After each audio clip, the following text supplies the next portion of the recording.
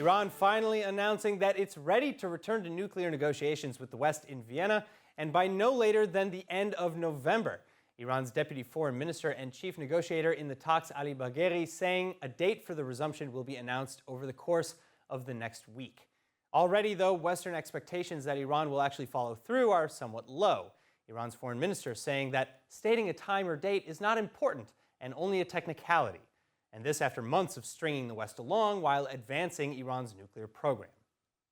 در خصوص گفتگوهای امروز در بروکسل ما بعد از اینکه ارزیابی خودمون رو با آقای دکتر باقری امشب داشته باشیم تصمیم میگیریم که آیا در بروکسل زمان شروع مذاکره با 4+1 رو اعلام کنیم یا در بازگشت ایشون به تهران نیازمند مشورت‌های بیشتر خواهیم بود.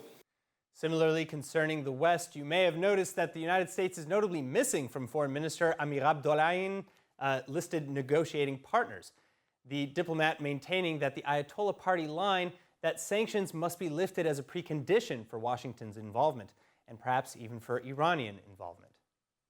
شخصاً معتقدم اگر آقای بایدن اراده جدی داره این اراده رو باید به منصه ظهور برسونه و ما بتوانیم باور کنیم که واقعاً آمریکایی‌ها جدی هستند در لغو تحریم‌ها. Now, the United States, meantime, wary from Iran's actions, violations, and rhetoric, still insinuating that no major sanctions will be lifted until Tehran reduces its nuclear activities to within the bounds of the 2015 agreement. Our commitment remains pursuing a diplomatic path forward. I would leave it to the negotiators to determine when the next round of discussions will be. Our framing continues to be compliance for compliance, and we'll leave it up to the Europeans and our negotiators to determine when the next step would be. Now, joining me with more is Dr. Eran Lerman, editor-in-chief of the newly established Jerusalem Strategic Tribune, vice president of the Jerusalem Institute for Strategy and Security, and former deputy director for foreign policy and international affairs at the Israel National Security Council. Doctor, thank you so much for being with us. Now, do you see any nuclear deal coming to fruition without United States involvement? No. Frankly, Iran's position is that they have returned to a fast path towards essentially the bomb because the United States has nixed under Trump the JCPOA. The United States position is that it is willing to come back to the JCPOA if Iran comes back to compliance. Without an Iranian-American agreement on a reciprocity, that's to say, Iranian return to compliance and perhaps beyond because things have changed, and an American willingness to do something about the sanctions, there will be no deal. They can talk to the Europeans to their heart's content, but this will not persuade anyone in the Iranian leadership that they've been given a reason to change course. So then is there I believe that basically this Brussels game is a dodge.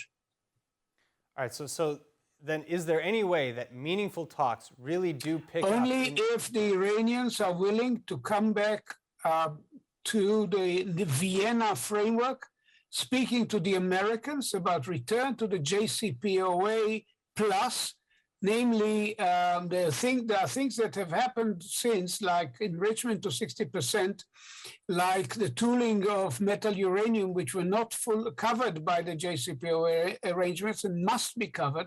The Iranian position must be rolled back significantly for the U.S. to have any reason to roll back the existing sanctions. And without such a breakthrough, this will not happen. I'm getting increasingly doubtful that the Iranians under Khamenei and Raisi have any interest in rolling back their program. They are increasingly doubtful that the United States is willing to act. And without a credible military threat, either from the United States and the international community, or from either Israel, or from both, they will not be persuaded to turn back. So Iran has been consistently deepening its violations, as you stated, of the terms of the JCPOA, and the IAEA and many other bodies have also reported as much. Iran, however, continues to argue that any deal must first and foremost benefit Iran. Other than removing sanctions, then what else is Iran looking for? Well, the Iranians basically want the world to come to terms with the fact that they are a dominant regional power, that they are free to subvert their neighbors, and that they have a God-given right to nuclear enrichment, which is not dependent on their conduct. They are now openly attacking Grossi as a Zionist agent. All of this is derives from an arrogant reading of their situation in terms of the willingness of the rest of the world to act. Unless this changes, I don't see a prospect of success. All right, so many blasted the Obama administration for actually underestimating the prowess of the Iranian negotiators. Would you agree with that assessment? And how is the Biden White House doing as opposed to the Obama or the Trump administrations? Well, I would draw a distinction between the first Obama term, when a robust system of effective sanctions was built, and the second term, in which the American negotiators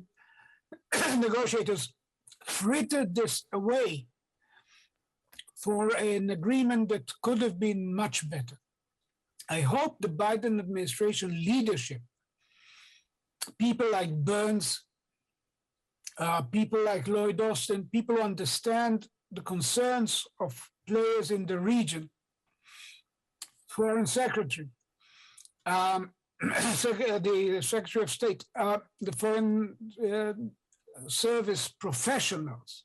I'm leaving aside those who are deeply committed to the deal, those who understand Iran's threat to the rest of the region. I believe that they must understand now things that people at the later years of the Obama administration were hoping to generate and did not happen, a real change in Iranian behavior. All right, Dr. Lerman, thank you so much for your insights. You're welcome.